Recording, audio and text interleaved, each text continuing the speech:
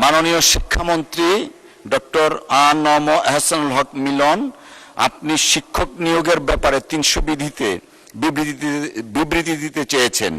আপনি এখন বিবৃতিটি পড়তে পারেন। ধন্যবাদ আপনাকে। মাননীয় স্পিকার, আপনাকে অশেষ ধন্যবাদ।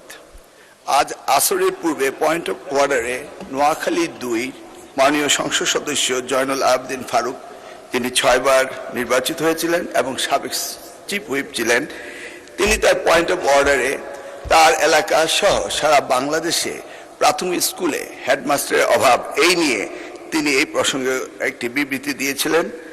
তার উত্তরে বলতে চাই, মাননীয় স্পিকার, ৩২,৫০০ নয়, এই যাবৎ এরপরে আরো ২৬০০, এরপর আরো ১৭,০০০ এই শিক্ষক নিয়োগ বিভিন্ন মামলার জটিলতার কারণে আমরা এই নিরসন করতে পারছি না।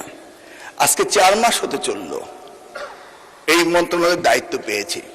প্রথম সপ্তাহ থেকেই এই আদালত পাড়ায় এই মামলার জটিলতা নিরসনের জন্য চেষ্টা করেছি, কিন্তু জানি না এখন পর্যন্ত অ্যাপিলেট ডিভিশন থেকে কোনো কজ লিস্টে এগুলি আসছে না এবং সারা বাংলাদেশে এই শিক্ষকের অভাব সকলেই বলছে।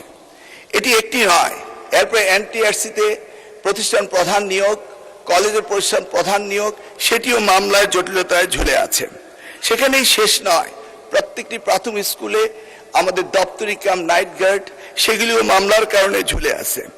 আমাদের মামলার যদি পরিসংখ্যান দেখি তাহলে হাজার হাজার মামলা আমরা দেখতে পাচ্ছি। মাননীয় স্পিকার, ইতিমধ্যে আরো ৩৩,০০০ হেডমাস্টার পজিশন খালি হয়েছে।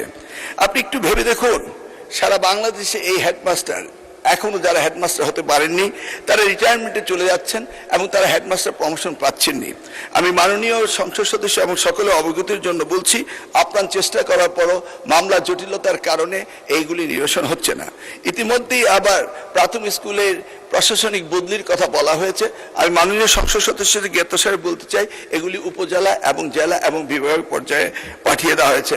মাননীয় স্পিকার, আমরা সকলেই জানি education is the essence commodity for everybody. অতএব সকলে এই বিষয়টি গুরুত্ব দেয়। আপনার মাধ্যমে আমি এই বিষয়টি সকলকে অবগত করলাম। ধন্যবাদ আপনাকে মাননীয় স্পিকার। আপনাকে ধন্যবাদ মাননীয় মন্ত্রী।